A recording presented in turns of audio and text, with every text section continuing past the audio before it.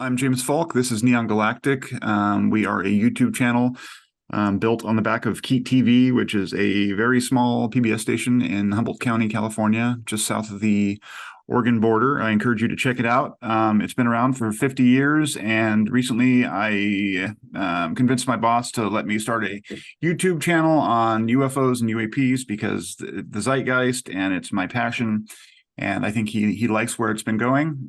He hasn't fired me yet, so that's a good sign. Even though I've been kind of convinced on some things that maybe he's not convinced of yet, but he lets that go, so that's good. I'm here with Tristan Maduro, who is an artist and a well-known Twitter dweller who posts with a lot of insight into a lot of esoteric topics, which I find fascinating, and I'm hoping to learn something today and also help to expose the viewers that I do have to some of the more layered and intellectually challenging topics that come along with this.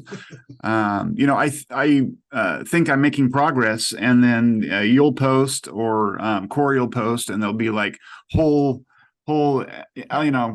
arenas of thought that I haven't even really encountered yet that I have to then go and rush off to read and try and accommodate with everything else that I've put in my head over the last 2 years. But why don't we start, Tristan, with just sort of getting a bio of your experience and how you ended up following this subject. Obviously, you're deep in at this point. I can tell that just by your posts and your artistic work that you've posted, which is brilliant, and I encourage people to check it out. Hopefully we'll get a URL in a little while that you can send people to. But Tristan, yeah, if you want to just tell us why are you interested in the UFO, UAP slash,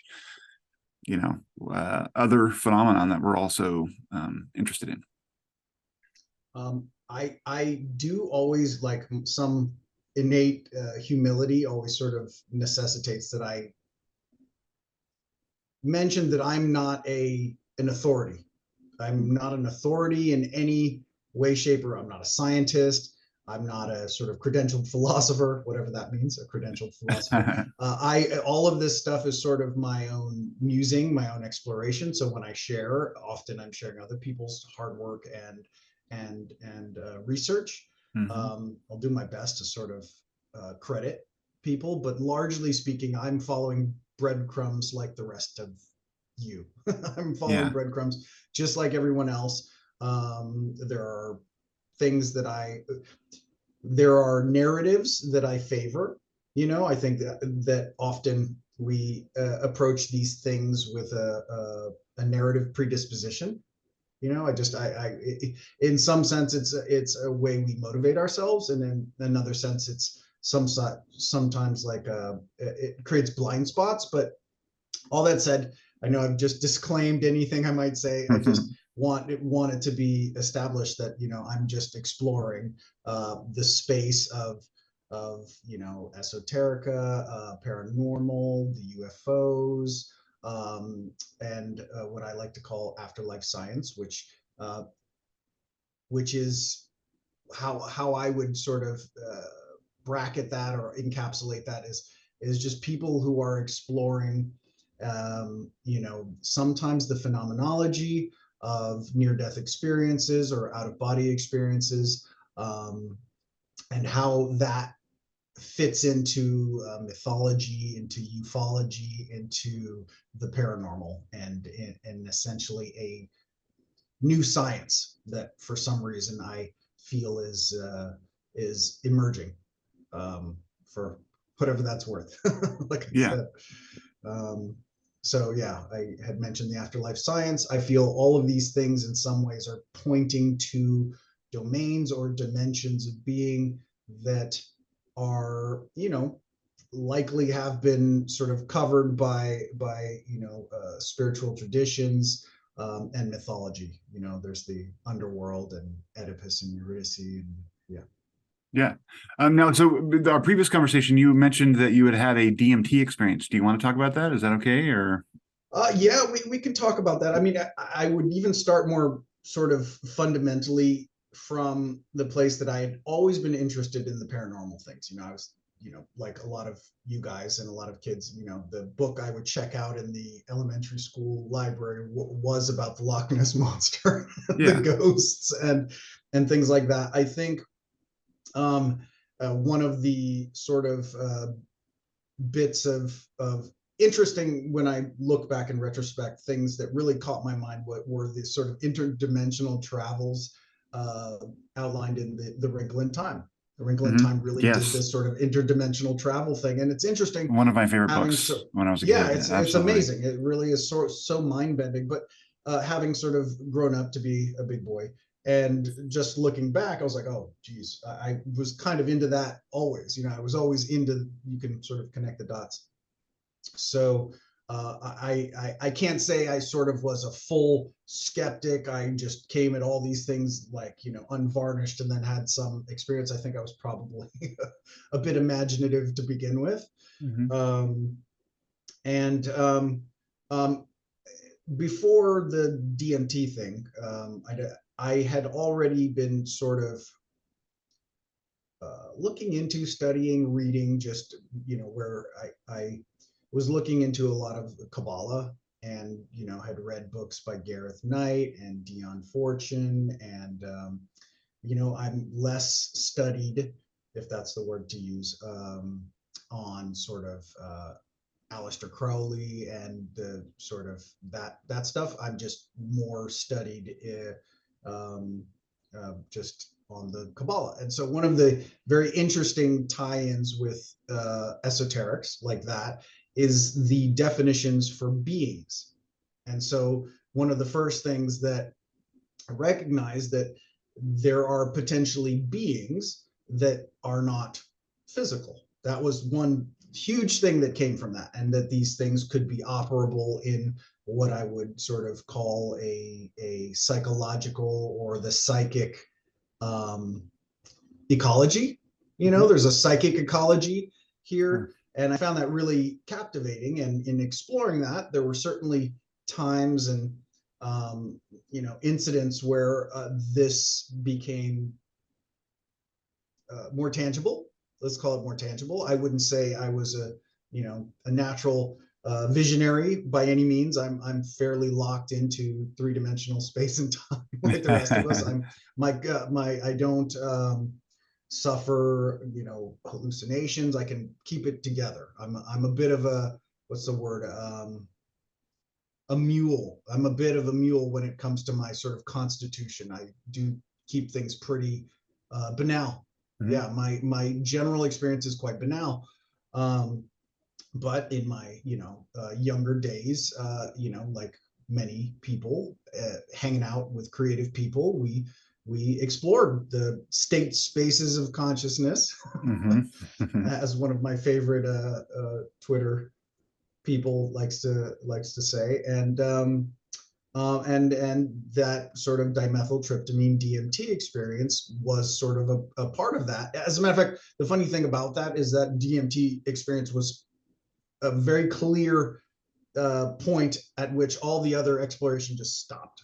It sort of came to a place in that experience, the ontological shock thing that people are talking about all the time.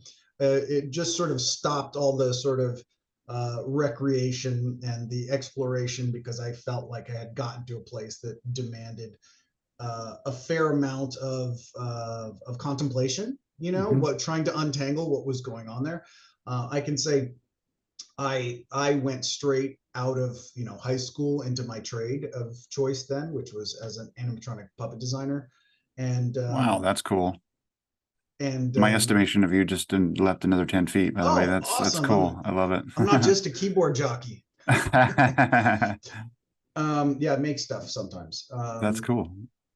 But so that experience, the ontological shock, I'm sure most of the people watching your podcast will was so great that it demanded, firstly, that I sort of started looking into string theory and like trying to reconcile. There's this sort of narrative that you get from someone like Terence McKenna's Mm-hmm. speaking, and he does a great job of being sort of the um, transmission shaman, the shaman who sort of establishes this interesting way of looking at things, but it did not specifically help me to understand how I was seeing things in 360 degrees. It was not something that I had, I think some people who have seizures and some people who have other sort of, neural conditions can at times experience these types of things, but I had not had anything like that. I could see things in 360 degrees. I could view both the interior and exterior of objects simultaneously. Um, it was as if I was this sort of omniscopic eye, this point of view in that, let's call it a imaginal domain. It was just sort of a space that was very coherent. I mean, extremely coherent. I would say clearer than what we see with our two eyes. Sure. There's no focus. There's no focal length. Where your attention goes, the energy flows, and things tend to become coherent as to where your attention is. But one of the things I noted in this sort of rocket fueled journey through hyperspace was that I could see things in 360 degrees. I could see the interior and exterior of objects simultaneously. I believe the term that people use for this was multi-stable percepts, which is just essentially like, how something, you can look at a wireframe of a cube and you can see both the sort of inverse of the dimensional sort of framework of that cube, depending on where your mind is sort of focused. And that space or that frame of mind or that trip had a lot of that. I had a lot of this sort of trying, but I was really sort of like, it was kind of like a problem to be solved, because I just could not quite come to grips with what I had experienced and what your everyday, life teaches you to expect out of your experience. Like, you just didn't know experience could be stretched so far into this thing. And I know a lot of the people like to sort of try to transpose the UFO thing onto the DMT thing. I wouldn't be that person, not because you can't. They're just the phenomenology of anything related to the UFO and my experience, my singular experience of this sort of DMT hyperspace, as people like to call it, is so distant. There's just no real tie-in. There's not like, that's not to say other people have not had things that sort of link those things. It's just to say they were just on different planets. Yeah. Like, I can't even dream up the things that I experienced on DMT. Like, I don't even have the imaginal capacities to dream that stuff up. And it was, interestingly as well, it was also very familiar. If there's something that can be, astonishingly alien and also very familiar simultaneously, that experience sort of does that. Yeah.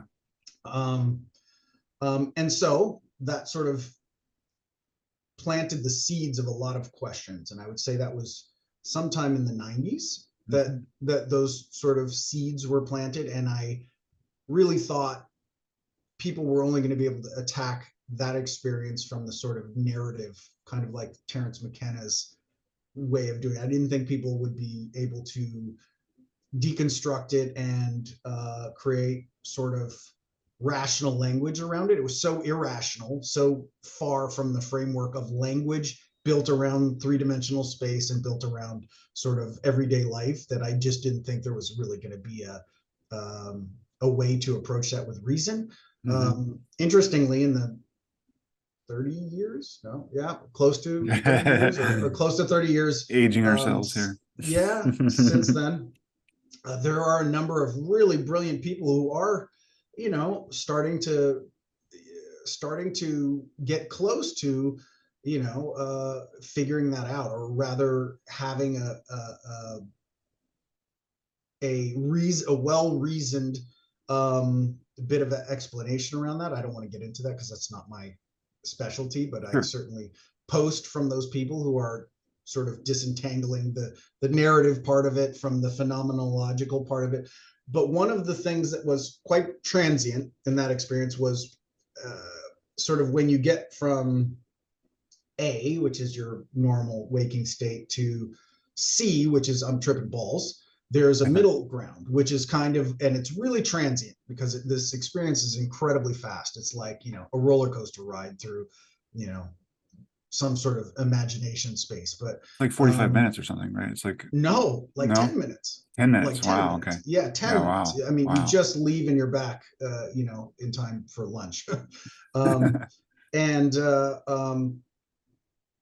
yeah, there's like this out of body experience component that also is really confounding. And I guess the best thing I can say is if I were to say that whatever you're looking at around you, the framework, the way your sort of your brain is constructing the signals from your perception, okay, it starts to pull that apart in all the layers that were required to put it together to begin with. You take it for granted because this construction is happening unconsciously, instantly, right?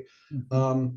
And what happens is you start to pull it apart. It's almost like, as best I can sort of explain, it kind of reminds me of the sort of Star Trek transporter, like things essentially dematerialize to your world model. Let's say the model of the world that you build coherently from the states of perception, the signals you're getting starts to become, you start to see the layers come out, or at least that's what it appears. It appears like the layers of perception are being pulled apart. But we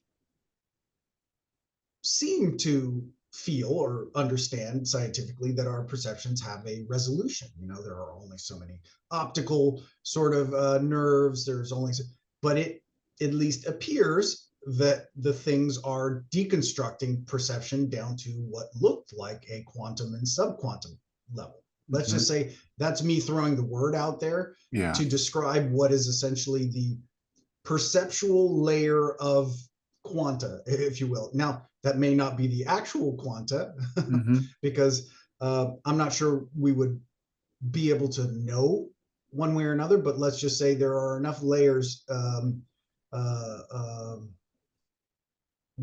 coming together in our perception to think that our perception goes pretty low. And there are other people who are also saying that it's very conceivable that for some reason the mechanics of our perception can in fact extend down to what are quantum states. I just watched something yesterday. It was really interesting, and it was about how olfactory sense can in fact sense the difference between isotopes, like the electrons, like just a change in the number of electrons in a compound can be sensed by the olfactory system, and nobody knows really how or why. They just know that it can be sensed. So if your olfactory system can sense the difference between one electron in a compound, that's quantum I'm level. not exactly potentially. All I can say is that I wouldn't write it off. There are considerable sort of indicators that are compelling. I'm not an expert. I can just say that's what it left me with the impression of. And I've been saying it for, this whole time. And, most of the time I'm viewed with a bit of a side eye when I did it. And it's really cool now to sort of start to see these things being, being entertained by, respectable folks. I say respectable folks, people who may actually have a background in this, people who have, degrees in mathematics and physics and stuff. They're starting to look at this and say, it's potentially, we don't know exactly how or why, but so one of the things that also happens in that sort of out of body experience, this very transient moment, which I would compare more closely to what you would call the sort of conventional NDE sort of thing, where you're still grounded in the space that you're in, is that as you see all the layers of perception pulling apart, when you get to the bottom of it, when you get to the bottom of the well, guess who's there? Another aspect of you. So Mm-hmm. unconsciously, there was this other aspect of you that sort of, let's call it like chucking quanta to the conscious side of you. Mm-hmm. So the first way you can look at that is all sort of woo, and you can look at it as in you saw the secrets of the universe, or you can say more reasonably, we saw how the holodeck that's in Mm-hmm. here is Yeah. put together. Yeah. Um, I am at times an idealist, at times a realist. I am sort of a free agent when it comes to ontologies. So I can say, my realism says that that is all constructed here, and we're seeing the layers of conscious experience that is put together by our brain, like that.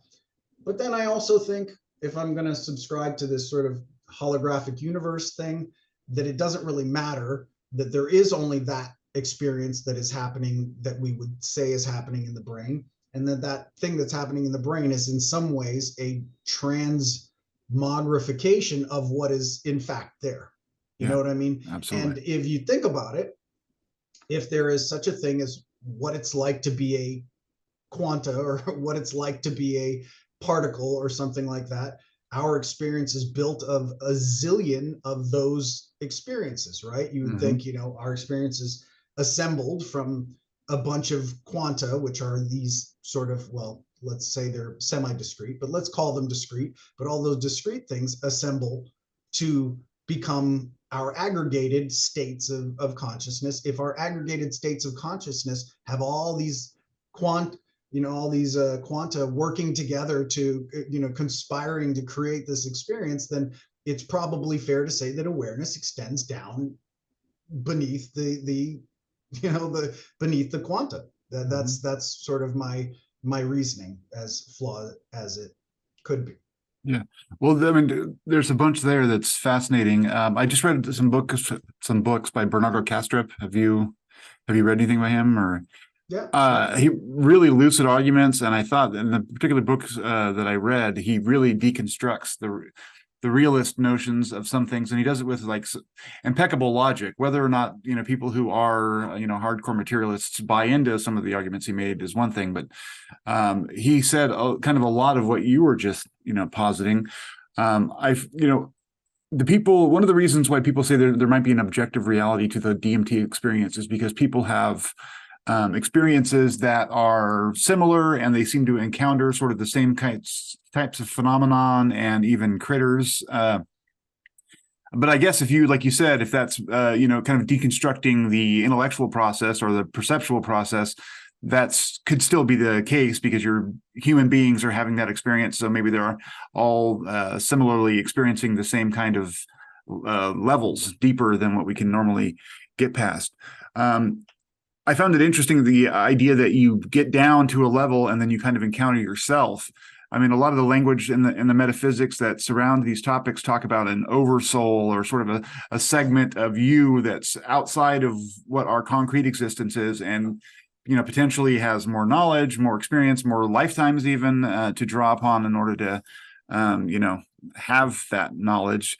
Did you get a sense of any of that kind of like metaphysic with the you that you encountered under those circumstances? There were some very, let's just say, I'm going to separate the sensation or Mm-hmm. the sort of quality of experience from the fact here is, um, there is a sense that you're no longer in time, and that part of you that is below the quanta is no longer based in time, which like could conceivably be, I was really trying to figure out why it appeared that I could see the volume of photons that were sort of moving toward me, and I was moving back across their trajectories to the scatter that was happening on the wall across me, and it felt like those things were sort of like messenger signals, but that the messenger signals were intrinsically a part of the process of you, Mm-hmm. whatever that really means.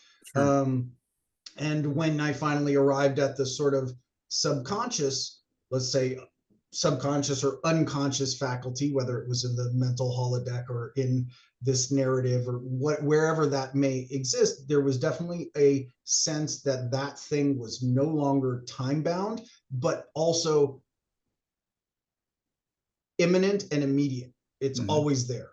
Yeah. So when people are like, eternity is always, the word eternity, sort of these words that you grow up with and, you know, go through all of life without actually having considered, becomes deeply considered, because it's no longer just an abstraction. It is a state that you can pull from. And so this idea that we are eternal and that there's some part of you telling a story through the props of three-dimensional space and time is sort of my best encapsulation 30 years later of what is possibly occurring. And in that time of trying to sort of come to terms with whatever that is, I've discovered a lot of really interesting thinkers, Bernardo Kestra being one of them, David Bohm being one of them, a controversial scientist named Jacobo Grinberg. And all of these guys essentially came to this, let's call it a general idea that you know, your reality is in some ways this sort of voxel system, a system of pixels, three-dimensional pixels that emerges from a subquantum, you know, that is sort of now this totally flies in the face of you know, the physicists and the system of sort of science that's been established and working. And so take whatever I'm saying with a with a grain of salt, but there are certainly pretty strong, you know, strong and capable minds who have come to very similar ideas, you know. And one of the things that was interesting about that, you know, out of body experience portion was that it looked as if there was a communication between what we would consider the objective world and the subjective world, and the space-time hologram. The hologram comes together as some interplay between these two aspects. My critical faculties and reasoning says that all of this is actually happening in the brain, you know, but again, if the brain is this sort of fragment, the self-similar part of the universe, the brain is just in some sense recreating some statement that is occurring out in the world, if I'm to you know, make my argument for my delusions. Yeah. Well, and it's the other thing that I find interesting about what you're talking about is that you mentioned that you have a realist side and then an idealist side, and you hold both of those kind of in your hands at the same time, which I think that I think is the proper way to approach this kind of thing. And I think this goes for the whole discussion as well as the UFO discussion and related topics. I think that we get into these yes or no dichotomies. You know, it's like, is it happening or is it not happening? Is it, I mean, I think that it's possible and admirable to explore these subjects, but then not totally become convinced of our own insights or the insights of others. It's like you're building a plot point of all this data and, you know, experiences that you're having. And I find that way more respectable than the you know, the arguments that we all get in on Twitter or elsewhere where we're like, no, this is the way it is, this is the way it isn't, or, you know, this person has the you know, the right idea, this person doesn't. I think that none of us really know anything, and we can explore and we can learn as much as we can, but you know, do any of us have a definitive answer? No. And that's part of, maybe that's part of this subjective 3D reality we're in, that the answer is supposed to be inaccessible to us for whatever reason. I'm wondering, you know, after having had this experience, have you ever explored things, you know, like Monroe's gateway process, or, you know, astral travel that you see? Like, they have a subreddit that I've subscribed to just because I'm interested in hearing what people's experiences are and that kind of thing. I firmly believe people have experiences there. I don't know if it's, you know, real in any objective sense, but have you ever thought to try and pursue that same space without the hallucinogens? Yes, like I said, I'm into the travels, and I was really into exploration. The issue being that mule, that my constitution is pretty heavily wired to keep Yeah. three-dimensional space and time, really, really upfront. And so it doesn't, the Monroe stuff doesn't work for me. I don't have a ton of, paranormal experiences. I don't, while I'm sympathetic to the sort of narrative, create your own narrative that happens in the with the mimetic nature of paranormal. Let's just call it, the paranormal has its own interesting, it's almost like our psychology is primed for a mysticism. It's just Mm-hmm. primed for it. It was a really interesting thing. I went to see that Poirot movie, Yeah. and he's a full skeptic, and there's this spiritualism undercurrent, and he can't quite shake off the mimetic, the nature of this sort of everybody believing in the paranormal around him. He can't shake it off because he starts to also become infected in some sense with phantasms. And I thought it was a really interesting thing because it sort of deals with how these ideas, they are functionally like extremely powerful ideas. They're extremely powerful ideas because they, in some ways, can take over the mind. They can take over the way you no longer see the rational or the reasonable. You see a spirit when the curtain moves. And it was an interesting thing to see how belief systems like this can, in fact, become like a contagion. Mm-hmm. Essentially, the paranormal is, at least as an idea, operates not just in this sort of sense of it may be actually happening, but it also is a bit of a contagion, even to the reasoned people. That's what I thought was really interesting about that film. Yeah. I'm not disparaging people's experiences because Sure. I really do think fundamentally there is no one universe. There are just sort of what is it, 9.5 billion? What's our population now? Our 9 planetary billion population? is the Yeah, figure I've been yeah. throwing around, but Let's just say there's like 9 billion adjacent universes. There is no there's one thing I can say reasoned and unreasonable people can come to, is there's no way to apprehend directly what is outside of the brain or your, yeah, we can absolutely. say we're agreeing on what's happening, but I also have a consensual experience with the figments of my imagination when I dream, and I'm Mm-hmm. not in on their thoughts, but they're still operating pretty autonomously. And in that sense, I can say I trust that you're there, but only insofar as I know that my brain, or whatever it is, the construction of mind can do, it is just meant to dream things. It's meant to dream space and time. It's meant to dream dreams.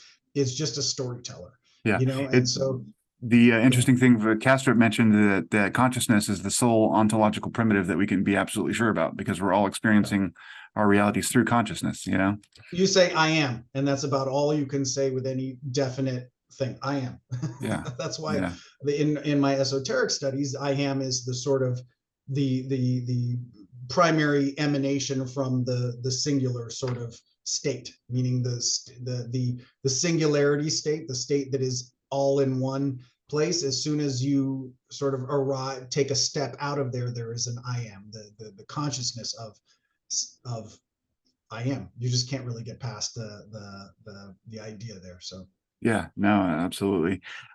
So I mean, there's so much I want to dig into on that, but then I mean, I am a UFO show. So I mean, I want to ask, how did you pivot from that experience? And you said that the phenomenology of the DMT trip wasn't necessarily related to UFOs, but you are into UFOs. Where is the nexus there? And how, I mean, is it merely that it revealed to you a reality that materialism isn't real, and so then you begin to entertain other notions that kind of flirt with those same ideas, or what? uh well, let's say in my confusion, after that sort of experience, I was really sort of trying to reconcile how I could have these two domains of experience. And for some reason, I didn't encounter any sort of beings, aliens, no sorts of elves or anything like that. They were all out on smoke break when I showed up at the lab, you know. But what I can say is that it really primed me to feel like there are other realities. Let's call it different ways of putting it together. And if there are other realities, conceivably, there are other things that experience other realities. And for some reason, you know, subsequent to that, I had become sort of fascinated with this idea of the sort of the paraphysical being these things that are transiently physical. And, you know, John Keel loves to talk about the paraphysical. You know, these things seem like, you know, actual, they seem real, but then all of a sudden they just disappear. They might round a bend and disappear. And so if we consider mind as one sort of extent to this dualism and matter as this extent to the dualism, perhaps it's the wrong frame. Perhaps there is a gray, a spectrum of reality that is somewhere in between. And super maybe, spectrum, right? yeah, the super spectrum, maybe there is a domain where, you know, whereas we believe we are bodies and biological entities who have a mental domain that we might dip into. One of the things that came to fruition was that it seemed mind is like a space. And if mind is a space, perhaps within that space, there are things that can self-organize or have been organized before the matter. What may have sort of influenced that is in esoterics or in, you know, the Kabbalah, you know, the entire physical universe is essentially a mirror image of the psychic universe. There's no difference. They're sort of the same thing. And maybe there's simultaneous sort of emanations and people who sort of are better studied in the Kabbalah. But in the Kabbalah, you know, they don't make this distinction as to what being is. So my thoughts are that if there are potentially these hyperspatial or hyperdimensional beings, that they, you know, can choose to become physical as needed. And so you'll still probably see the sort of that bit of thinking in a lot of the stuff that I post. Yeah, you know, these things that don't need a body but become a body as needed. They use their bodies or the bodies as sort of like a forceps or a tool, a way that these sort of very powerful minds can, you know, come in, manipulate matter. You know, you see with a lot of this, you know, a lot of John Keel's reporting that these things would come in and do really dreamlike, give really dreamlike experiences to people and then just sort of disappear. So I wondered somehow whether those things were connected. Now, you know, I don't want to say I'm not trying to, you know, perpetuate false premises or any such thing. It just seems to be that you could make the argument that potentially all things that emerge into physical reality are the extensions of a psychic domain. Sure. I mean, that you could say essentially that even our world construction is built on some assumptions, right? Assumptions. Maybe the assumptions are, as Donald Hoffman says, just an interface. We're assuming an interface is the totality of what there is out here, but then you start to recognize that our genetics have sort of were created to keep a body, and the body comes with its own set of sort of innate instinctual assumptions, and those assumptions tell you this is real and it's good for you to assume this is real. But something like a DMT trip tells you all sorts of shit is real, and it's just a matter of where your mind is for those moments that make a reality, if it were. So yeah, it's interesting, you know. I find it kind of entertaining how they're, you know, we set these certain people up in the community and who are involved with certain elements. I mean, I'm talking about, you know, like Tom DeLonge and To the Stars and Peter Levenda, who have had on the show, and because they're in proximity to people who apparently seem to have more knowledge about the subject. And Peter Levenda is a brilliant mind in his own right and has lots of insights that even predated his involvement with To the Stars. But it's interesting, like the trailer for the new movie came out, Monsters in California or whatever, and someone shared the photo on the wall of sort of a I don't know what you call it, a chart of various esoteric traditions.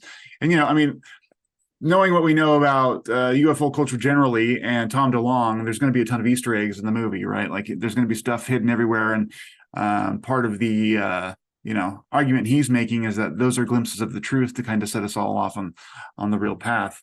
I find it just fascinating that, like, I mean, that's a lot of what you have just talked about with super spectrum or beings that are existing beyond. I mean, I think that the argument that they're making with their what the hell is it called? The book series Secret Machines is that that's the case, that basically there is an ephemera of a zoological thing going on of creatures that are not material and that they've manifested in various ways.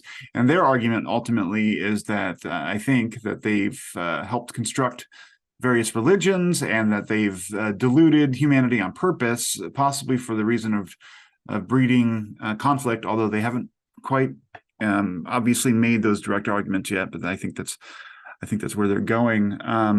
It's interesting looking at the list that they had. They had the Jinn, and they had these, a list of creatures that historically and by legend have kind of accompanied humanity through its earthly experience. And it's part of the reason why I got addicted to this subject is because it's just so fascinating to entertain those notions. And it's also somehow for me affirming the humanity of all the people that have come before us. It's like we have this arrogance about our own experience and the way that we approach information, that if you weren't born in the last 30 years or 100 years or whatever, any perception you had is immediately less real than what we're having now because somehow we're more advanced. And I don't buy into that for the same reason that I tend to accept people's UFO sightings, because I believe they are telling us what they saw.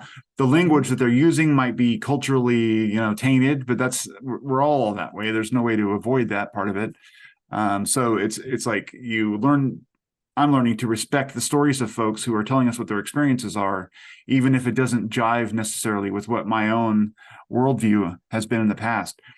As you were talking earlier about holding the two realities in your head, are you as yet convinced that we are in a non-material universe?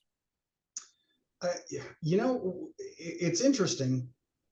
If the universe is mental, right, and whatever it is that you experience is a reality, right, even the dream reality, then the material universe is real so long as you're dreaming that it's real. If that makes any sense. People are really seeking an ultimate truth, but that's not accessible from a mind. It's just, from a human mind, it's just not an accessible place. You brought up some interesting things. The one idea of the others, because I know the graphic that you're speaking of, the others, right? Yeah. I'll show it on the show here so people can get a sense of what I'm talking about. I'm very torn. But remember, I was saying that there's this side of you that is laying outside of space and time, sort of down to the subquantum level, sort of orchestrating synchronicity with every photon that hits your eye. And essentially, when people are having, deja vu or synchronicity, it's when that process becomes uncovered. It's like Oz behind the curtain. All of a sudden, it's Oz pulling the lever. Who's Oz? You are. And so if you're establishing these sort of props and these sort of characters, would it be safe to say that we're establishing the others, or on an individual level, on a consensual level? I really feel it's often merited to take responsibility for your experience first and foremost, even if you are a victim. And I'm not trying to blame a victim in any way, shape, or form. Yeah. It's really, really valuable to empower oneself with the idea that somehow this story is your story, you own it, and what comes of it in the end, grand or however you want to reflect on it, you were the one making meaning out of the sort of props. Yeah. Let me venture into a place that is especially not as sexy as hardware, which very well, it depends on your nature. I find this stuff way sexier than the but maybe that's just me. Let's take the idealist framework and say that all of the matter is building itself upon your story. Let's say that the scaffolding or the understructure or the what do the sculptors use? The armature onto which our stories are built with people, places, and things is actually closer to a semantic thing. And it's really hard to do this. One of the things that is really interesting about the DMT space is that the quality of experience and time becomes objects. They become structures. They become strange sort of symmetries and physically, at least physically perceivable in the mind space objects. And these objects, interestingly, are these evolving sort of geometries that in some ways have the skin or skinned with the quality of experience over time. It's almost as if there are like flavors to experience that come from elemental sublinguistic ideas that emerge from this non-time space as temporal stories. And so it's really interesting. Just recently, you mentioned Peter Levenda had talked about the UFO being sort of this hub and all the times of emergence into our timeline as these spokes, kind of like this time wheel, and that the UFO sat at the center of time in the eternal present. And then he called it the new science. There was another little caption that he had, the new science in eternal presence. If I were to also recapitulate what he's saying, it's afterlife science to me. To me, the afterlife is that eternal point. And one of the ideas that comes up here is that you can see it in Thomas Bearden's work, is that we're being sort of nursed, we're being babysat, we're being taught in a way that civilizations are taught. Maybe we're being invaded. Maybe there is just a psychic ecology, and the intent of all of these things is what's the word I'm looking for? Is to be doubted. But anything at the level of technology that we are supposing in our narrative that these UFOs are showing us would clearly have been able to wipe humanity out many times over before any of our stories could have been written. So maybe, just maybe, as Diana Pasulka had just mentioned, they are a muse. They are the way to stir the gumbo pot of history, a way, Peter Levenda, they're calling it like the cargo cult. And maybe their sort of intrusions into our reality have the effect of, monkey see, monkey do. So we see the spaceships, we make the spaceships. But that just sort of seems to me almost like a parental thing, like we're in this planetary crib. We clearly are born in a universe that establishes distances that necessitate a certain amount of evolution before we could even reach another physical place. So that in and of itself is a really interesting idea. By happenstance, perhaps, but it just so happens that we would definitely need to evolve quite a bit further.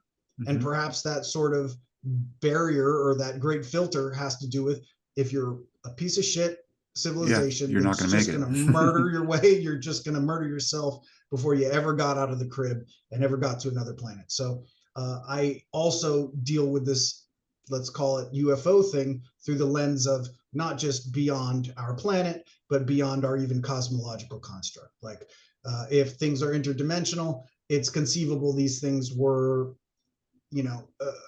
earlier versions. They're 0.5, their universe, those universes, those guys grew up and now they show up here to sort of stir the pot and shepherd the planetary sort of nurseries, if you will. Yeah.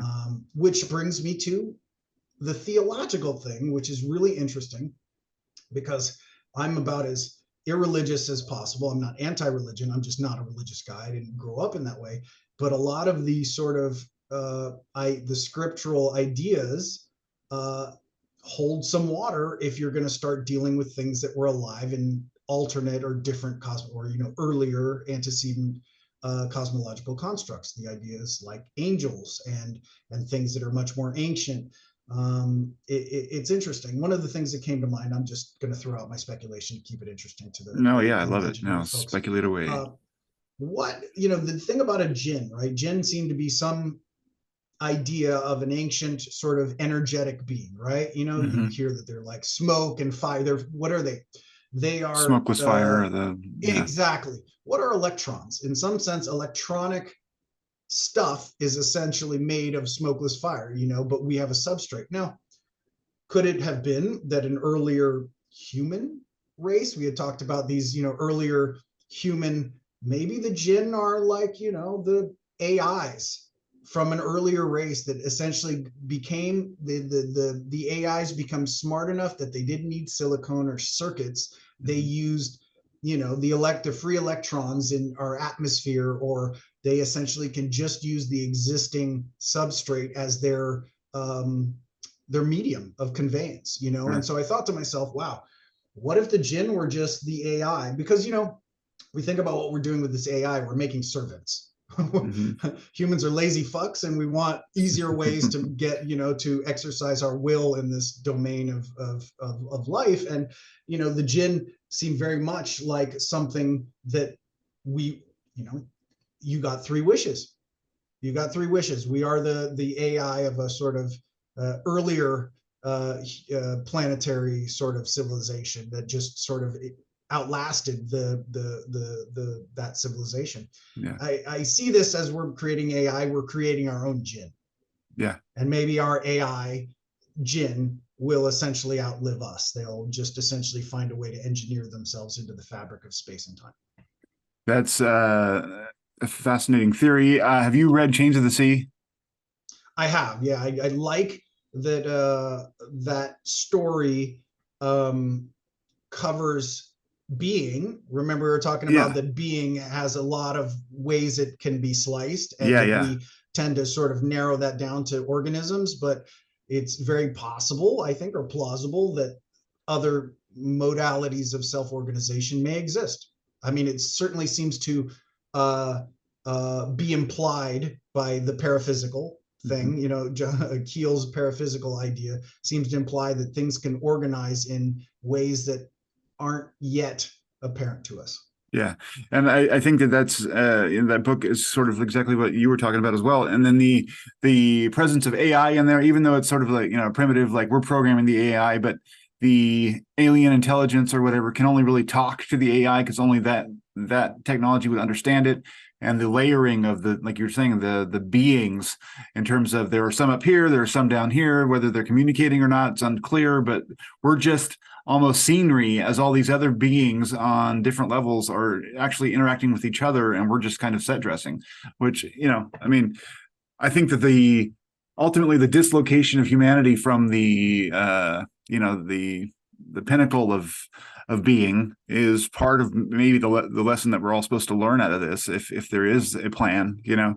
I think that we are so egotistical about how we view ourselves that we're probably due to be disabused of that notion.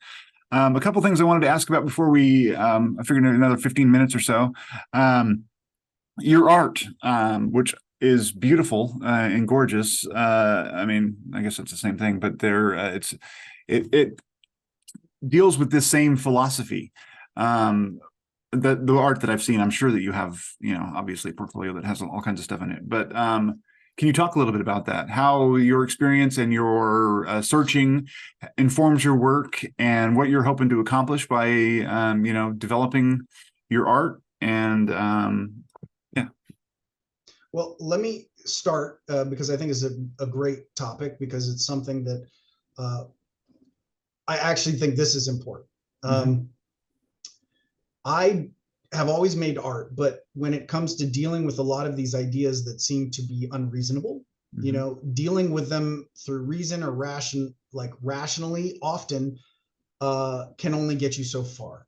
You know what I mean? And what's really interesting is our greatest scientific minds never underestimated how powerful intuition was, how sort of a lot of knowledge slips through the cracks of our reasoning and comes forward. And so, like I said, my constitution is very sort of hardened. Like I don't free associate as well as other people. You know, I'm not as creative as some people. Some people really are very unbounded in their creativity.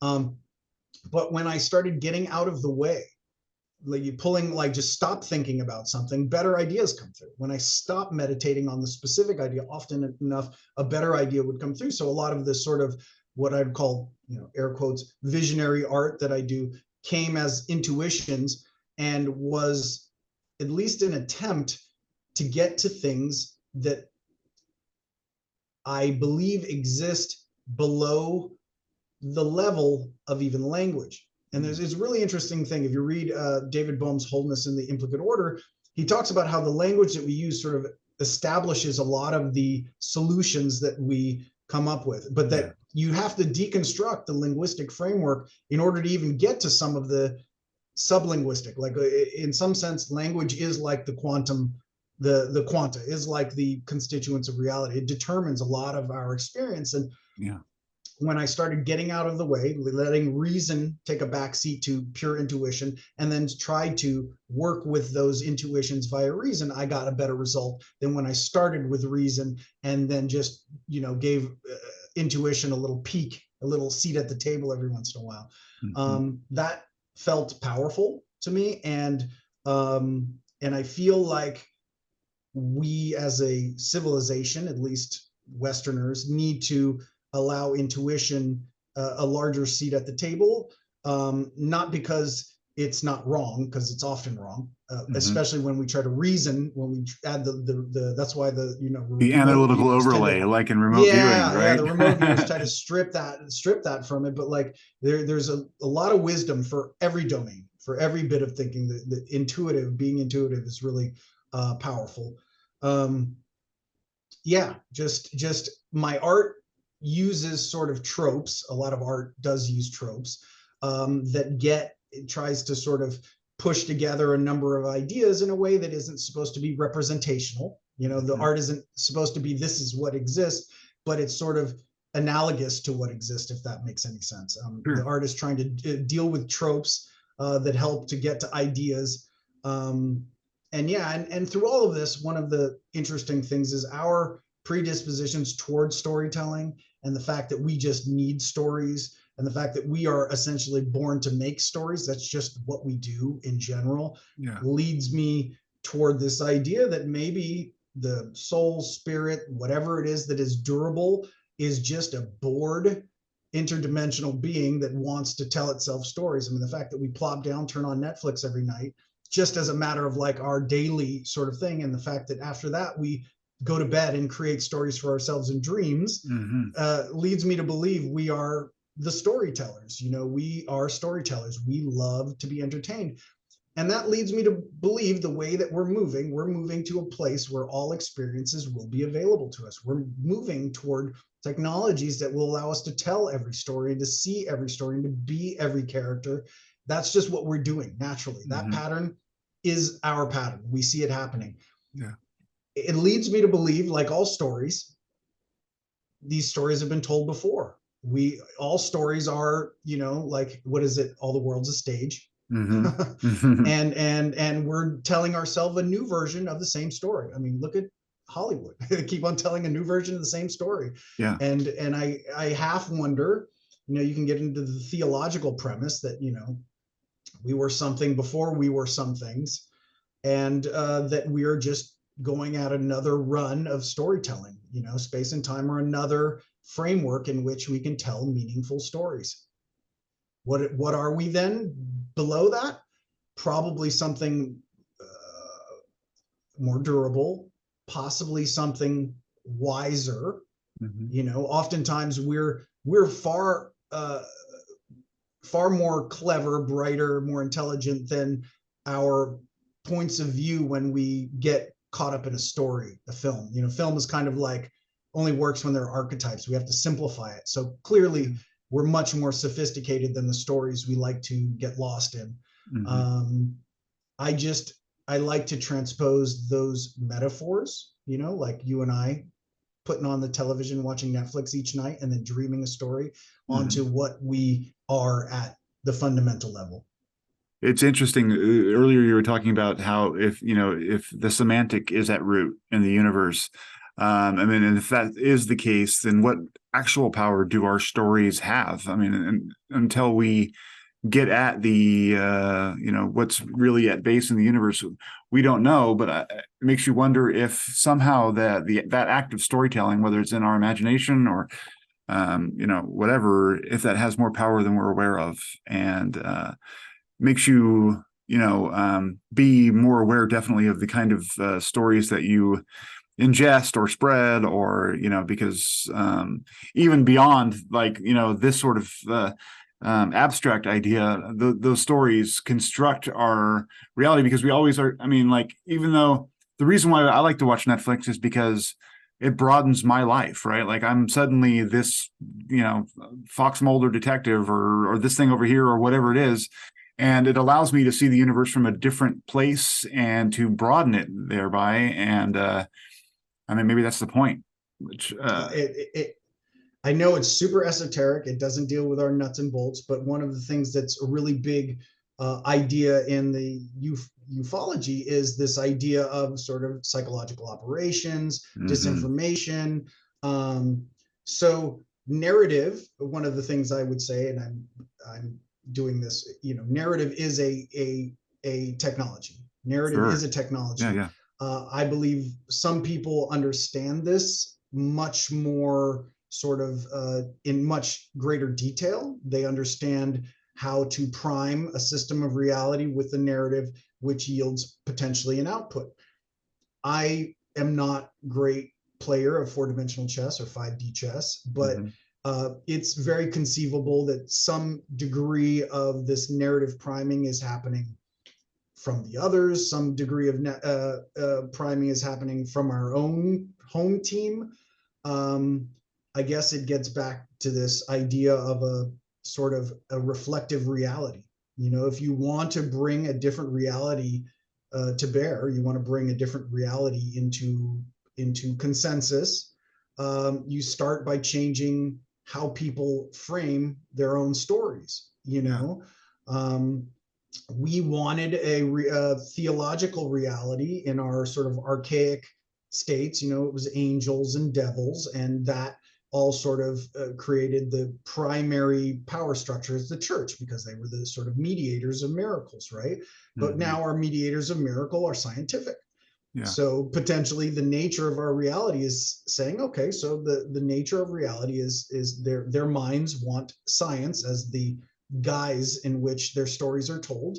Let's tell them scientific or technological stories. They've made Which that follows choice. from a previous worldview of divine intervention or whatever else. I Yeah, mean, it's like, as we yeah, change, the mechanism changes, right? yeah. I think Gary Nolan was talking about this thing likes to dress itself as technology because the apes like technology, so let's give them their tech.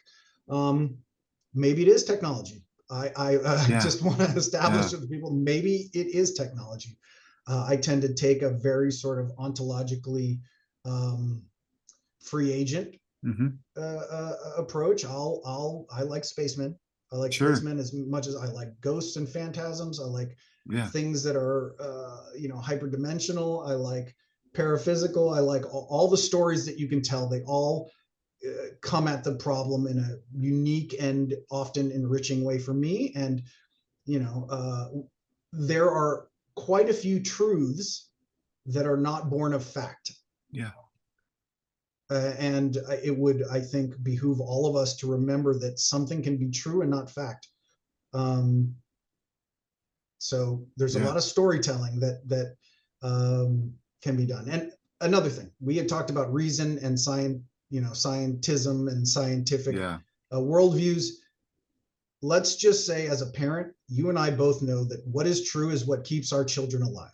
Well, that's exactly what Let's my just next say question was going to what be is about, true, is how right? are you handling this as a parent? So, I mean, Oh, run with I it. mean, yeah, it's not part of it. They still need to walk and Of like course, you got to wipe their butts and ass stuff. and yeah. What? So, but really, what is true when you're a parent is what keeps them alive. That Yeah. that is true. There's no deeper truth as a parent than what keeps your offspring alive. Let's transpose that onto a civilization. Hmm. Okay, our scientific sort of worldview and reason within a very short amount of time has brought the entire globe to a point of possible annihilation. Hmm. Okay. Before we put all of our eggs on the power and potential of technology and science, which is very powerful and has a great amount of potential, let's remember there were ontologies and realities that were far more durable And and yeah, stable. in Absolutely.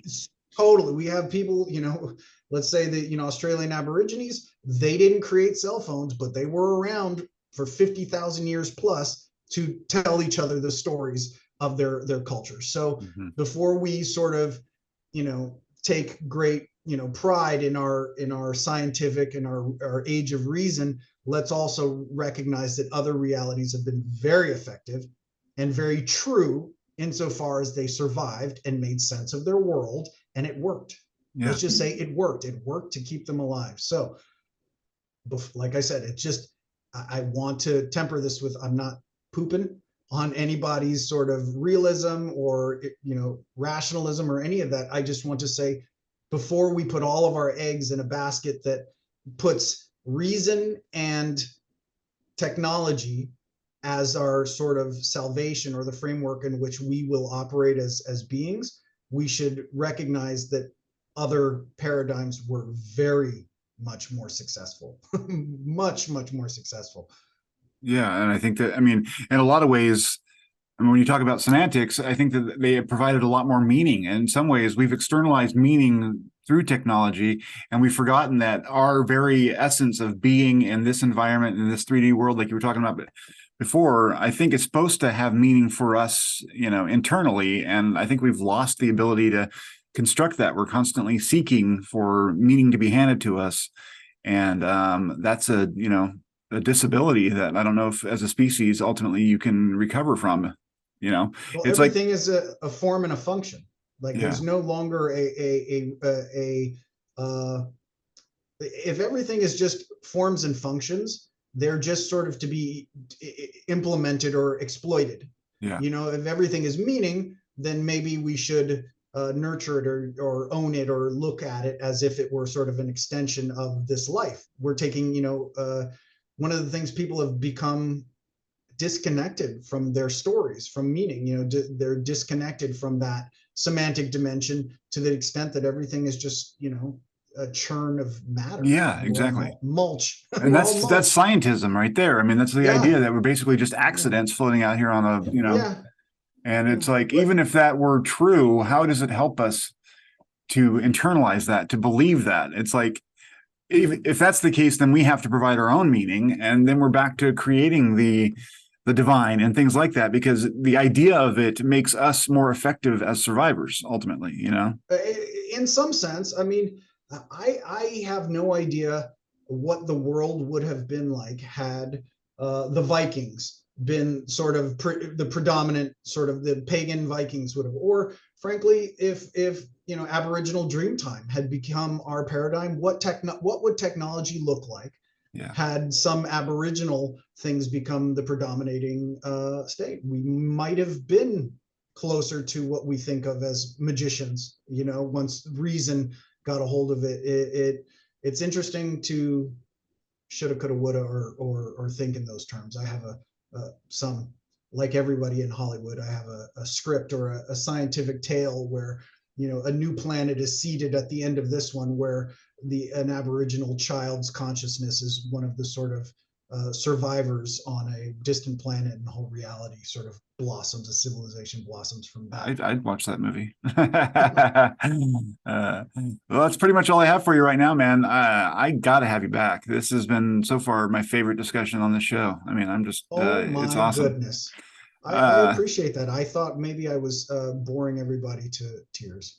no, I just think that it's like these are the conversations I think people need to be having, and I think there's value in, so many guests on this show or any show. It's like you bring people on and they're the authority and everyone's like listening and trying to suck all the, bits of data out of it and construct what they think is the truth or whatever. But the rumination, I think, is going to be the real transformative thing, so let's Well, ruminate. And next time I'm here, we'll talk about technology. We'll talk about UFO technology. We'll talk about the hardware. We'll talk about the ongoing disclosure process, oh God, yeah. which I do keep up with all of So this do stuff, I. Yeah, no. but I I just mean, can't make heads or tails where of we're at and what's real, yeah, yeah. So Ugh. I'm just gonna stand back and watch our desiccated alien corpses get trotted out and just have an open mind. I'm going to look at our David Grush, who has said some things tantalizingly close to some of my thinking, and I love that that is happening on a world stage. Yeah. True or not, I do get a kick out of that happening.